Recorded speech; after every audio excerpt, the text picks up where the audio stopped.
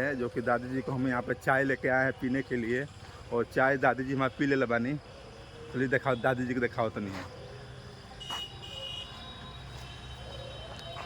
दादी जी बानी है। आशीर्वाद दो।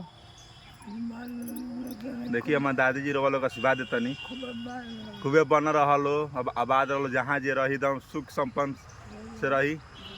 और यह कि हम चाय ला रहे हैं, या हमें चाय पी ले बाड़ी। चाय पी लेंगे लगभग 10 मिनट हो गई बा। और कुछ बताओ, ठीक बारू नु?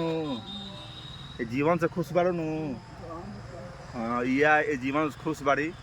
और बहुत लोग के घर बुढ़ापा में केहू कदर ना होला, बहुत लोग के घर होई।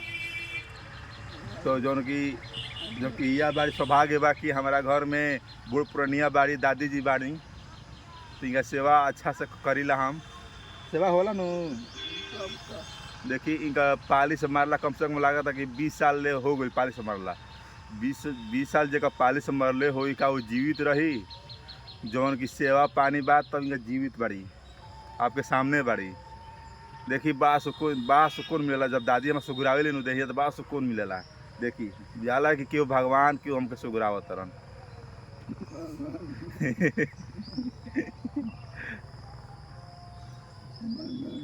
और रोला कमेंट करके बताए केकरा घर में बूढ़ पुरानिया कदर होला, भाव होला और इज्जत होला, सेवा संस्कार होला। और केकरा घर में दादी जी बानी कि नहीं की। कमेंट करम, सब्सक्राइब करम, लाइक करम। और वीडियो लागी अच्छा तो फॉरवर्ड भी करम कि लोग के पहुँचे कि एक नाथ सेवा करत बाटे। इनका बात सुनिए, नाथ बड़ा करेला का करीला। देखिए कितना हंसता नहीं। अगर तीर्थ यात्रा करे के बानू तो सब एजे बाटे, आपके घर में ही भगवान है। आप ढूंढिए, देखिए, घर ही मंदिर बाटे।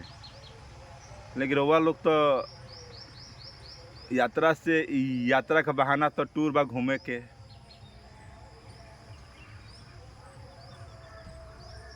चलिए नमस्कार, वीडियो हमारे यहीं तक आपको हम देंगे। और अगली वीडियो के लिए आप इंतज़ार करिएगा, फिर किसी को हम लेके आएंगे। और अगली बार हम अपना दादाजी को लेके आएंगे इस वीडियो में।